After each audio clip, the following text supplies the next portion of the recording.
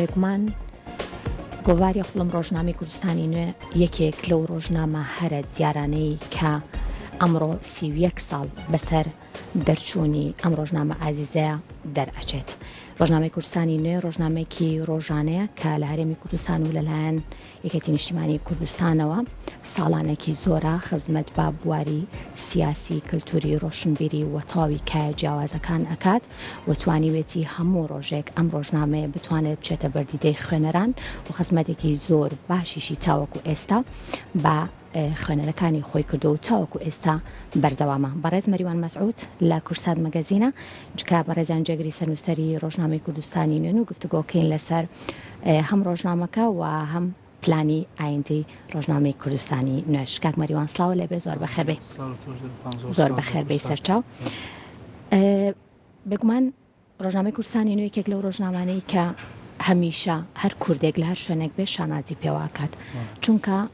تەواوی ئەو هەواڵ و ئەو دەنگۆیانەی لە هەر بوارێک هەبوو بێت، نەک تەنها بڵێن لە سیاسی، بە ڕۆژانە گەیانوێتە خوێنەرەکانی خۆی. ئێستا ڕۆژنامەکە چۆنە؟ زۆر سپاس لە پێشەوە بۆ مەگەزین و بۆ بەڕێست و بۆ کورساتی عزیز. ئەمە دیارە کوردستانی نوێ جەنابەت پێناسەت کرد، یعنی یەکێکە لە با بڵێم میدیا کاغەزیە بە نازەکانی کوردستان کە زۆر نازارە لای خەڵک، ئەوەش عیلاقە و پەیوەندی بەو پێگە و بەو ناو بۆ ڕاستگۆیی هەیە کە بەڕاستی کوردستانی تا ئێستا خۆی پێ دامەزراندوو یان خۆی پێ شانازی و پێوە دەکا کە 31 ساڵی بەسەرا تێپەڕاندووە کە ئێستا لە 22 ساڵی خۆیەتی. ئەمە کوردستانی نوێ دەتوانم بڵێم هەندێک پێناسەی مەسەلەی میدیای کاغەزی تێپەڕاندووە کە گوایە ئەوترێ میدیای کاغەزی باوی نەماوە یان پێویست ناکە هەبێت، بەڵام کوردستانی نوێ بۆم ڕۆژانەی خۆی بۆ ئیمکانەتی خۆی کە ئیمکانەتێکی زۆریش نییە، بەڵام توانیوێتی جێگای خۆی بکاتەوە و خوێنەری تایبەتی خۆی هەبێ و بەردەوام خەڵک هەم لە دیجیتال میدیاکانمان هەم لە وەکو خوێنەری ژیانی وەکو کاغەزی بەدەستی بگات کە ئەوش دیسان جێگای شانازیە هەم بۆ کوردستانی نوێ هەم بۆ یەکێتی نیشتیمانی کوردستان. هەروەکو بابەتێکی بە بڵێن ڕۆژانەشی لێ هاتۆ بۆ بەتایبەت ئەو خوێنەرانی کە لە دەستپێکەوە لە ساڵی 92 تاوەکو ئێستا بە بەردەوامی هەواڵە ڕاست و دروستەکان چاوەڕێ بوون کە بۆ بەیانێکی زوو لە کوردستانی نوێەوە ببیستن و بخوێنەوە. ڕاست زۆر زۆر ڕاستە، ئەنجە بۆیە لەوانەیە بڵێم ئەو بڵێن کارن نەوەی دووەم زیاتر خوێنەری کوردستانی نوێن بۆ پێی کە مێژوویشیان هەیە لەگەڵ ڕۆژنامە کاغەزیەکە، چونکە هەرچەندەوەی کە دەست کاتە ڕۆژنامانی لەمسی ڕۆژنامە بکات هەست بەوە کات کە تاموچێژی زیاترە، چۆن تۆن کتێبە خوێنیتەوە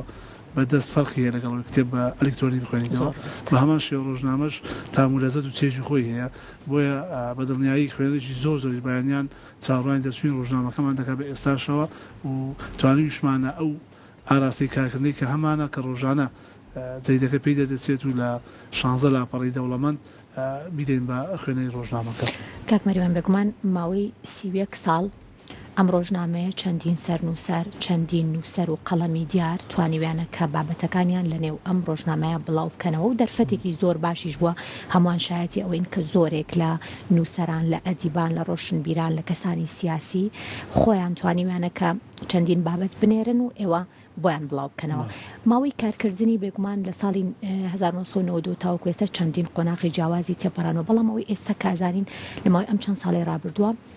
تەکنەلۆژیا زۆر باڵی بەسەر جیهانا کێشاوە. پلانەکانی ئێوە تاوەکو ئێستا چۆن بوون و حەزەکەم باسی پلانی ئایندەش بکەین بۆ ساڵی 2023 بزانم ئێوە چۆن کار لەگەڵ بڵێن بڵاوکردنەوە یاخود نووسینەکانی ئێوەکەن لە نێو کوردستانی نوێ. وەڵام پرسیارەکە زۆر لە جێە دەرخوانە بەروی ئێمە بڵێنەڵی دیجیتال میدیا یا مابڵێن سوسیال میدیا هەر ناوێکی ناودەنین ئەو پێشکەوتین تەکنۆلۆژیایی کە ئێستا ئارایە کاریگەری لەسەر هەموو میدیای کردووە، میدیا هەم تەلەڤیزۆنیش، هەم میدیای رادیۆی، هەم میدیای نووسرا و بڵێن کاغەزیش، بۆیە ئەنی ئەبێت هەموو میدیا چۆمڵی فریای خۆی بکەوێ، یعنی لەگەڵ ئەو شەپۆڵ ئەو تەوژمەی کە هەیە بڕوات بۆی فریای بکەوێ. دیارەمە لە کوردستانی نوێ دوو باڵێن دوو ئیجراعاتی خێرامان گرتەبەر بۆی ئێمە دانەبڕێن، یەک بەهێزکردنی دیجیتال میدیاکەمان کە بەشێکی تایبەتمان بۆ تەرخان کردووە، هەم بڵێن فیچەر، هەم ڤیدیۆ، هەم ستۆدیۆی بچووکمان هەیە، ینی کۆمەڵێک ئیجراعاتمان کردووە بۆ ئەوی کە وەکو دیجیتال میدیاش کوردستانی نیشان بەشانی دیجیتال میدیاکانی تری کە ئێستا لە کوردستان هەیە بڕوات ئەوە یەک دوو موضوعی مؤسسە دامەزراوە چۆن ئێستا کورساتی بەڕێز ناوێکی هەیە لە وەسەتی مەسەن کللتوری و هونەری و ینی کاڵی کللتوری هونەر لە میدیای کوردی بەڕاستی کورسات مەسەر بە نمونە دێتەوە کاوە جێگای شانسی تەمان بۆ کورسات ئێمەژە کوردستانی نوێ ئەو ڕێسکەیەمان دوتووە کە مەسلەی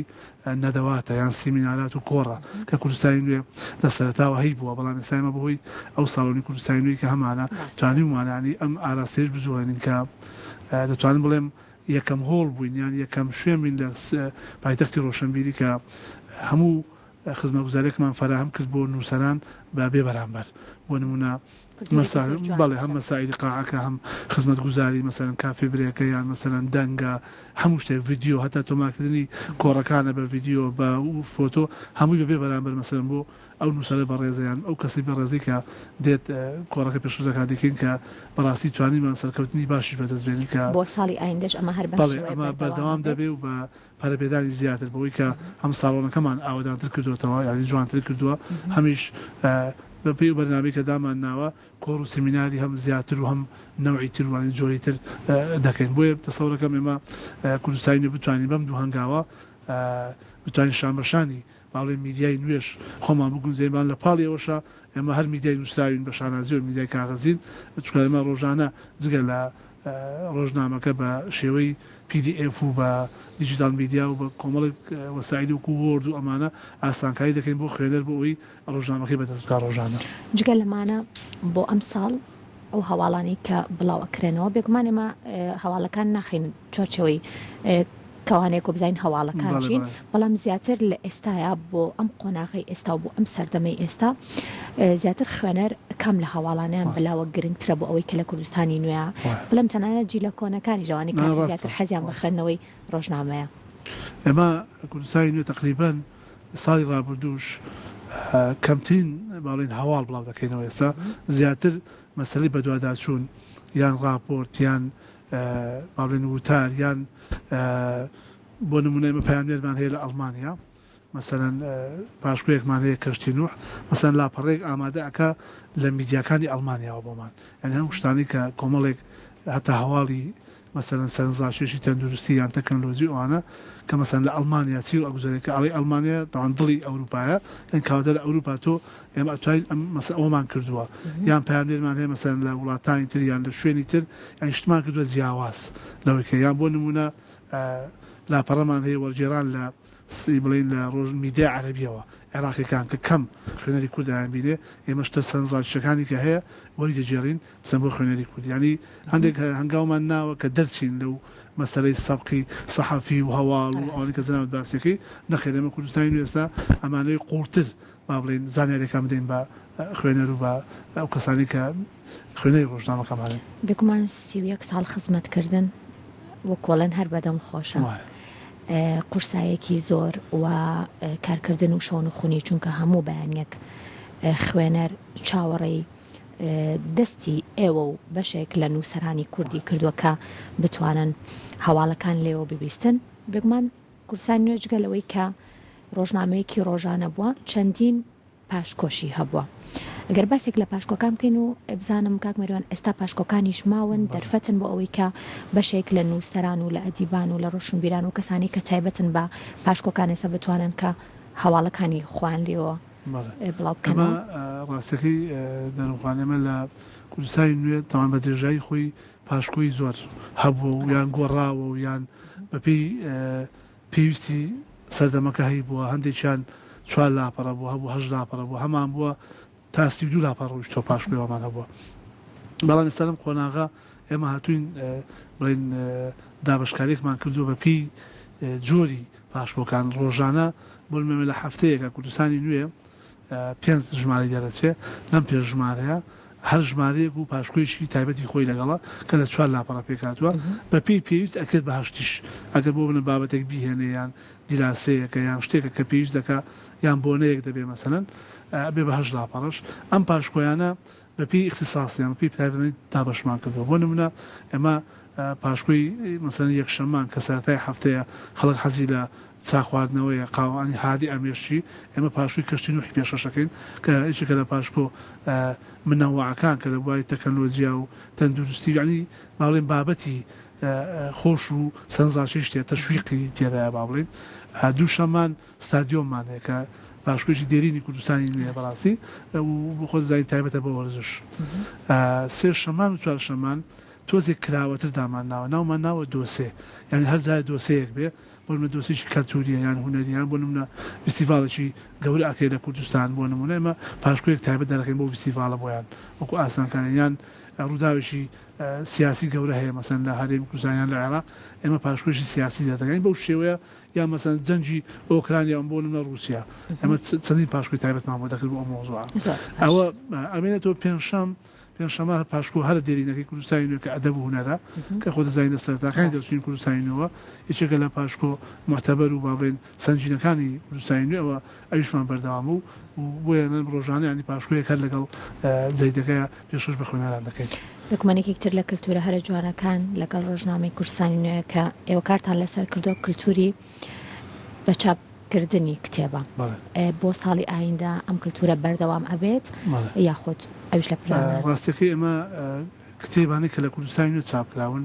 ئێمە نەبووینەتە بەدیری مؤسساتی تر با بڵێن دامەزراوە مەسەڵەن تۆڵی ئێمە وەکوێکی نیشتیمانی کوردستان مەسەن مەکتەی بیر و هۆشیاریمانێت تایبەتە بە کتێب یان لە حکوومەت مەسەلەن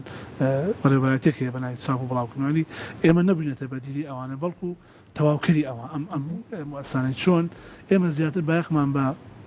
هەندێک سەرچاوی میدیایی داوە زیاتر یعنی ئەوەی کە لای بۆ مەسەلەن بۆ وەکو سەرچاوەیان بۆ میدیاکاریان بۆ توێژەرێکی مەسەلەن ئەکادیمی گرنگە هەندێک کتێب هەبێ جگە لەوەش ئێمە هەندێک گۆشەی مەسەلەن خۆمانەوەی کوردستانیەکەی نووسەری زۆر باش بوون مەسەلەن دکتۆر شێرکۆ عەبدوڵڵایە یان کۆمەڵی خەڵکی ترن کە گۆشەی باشیە بۆ لە کوردستانی هەیان بووە لە کاتی خۆی ئێستا ئێمە مەسەلەن بۆیان دەکەینەوە بە کتێب جارێشتر بۆی نەفەوتێ ینی ئەم کۆکەوە بێتەوە چ دەبەردەست بەسەن بەڕێزت ینی سوودی لێ ئەبینە وەکو کتێب اینجا جگە لەوەش چەندین دیراسە کراوە لەسەر کوردستانی خۆ دەزانی یعنی بە پێی زانیاری من کە هەما تقریبا لە کوردستانە نزیکی 50 بەس ماستەر لەسەر چەمکەکانی کوردستانی بێنجە بە هەر زۆرێکی بێ هاتوێتەوە دکتۆرە هەر هەبووە یعنی بۆیە ئەمانە وای کردووە کە کتێبی لەو بابەتە عین چاپ بکەینەوە بۆیە لە ساڵی ئایندەش بێگومان بەرنامەمان هەیە ئێمە بەلە ناکەین لە کتێب چاپکردنە بۆ ژمارە بەڵکو بۆ نەوە کامی جۆری باشە کار لەسەرەوە بکەن سوپاس بۆ بەڕێز مەریوان مەسعود جێگری سەرنووسەری ڕۆژنامەی کوردستان نوێ کەمێوارەی لە کورسات مەگەزین بووی بە هیوای کاری باشتر و کاری جوانتر بۆ ئێوە دووبارە بەخێر بێ.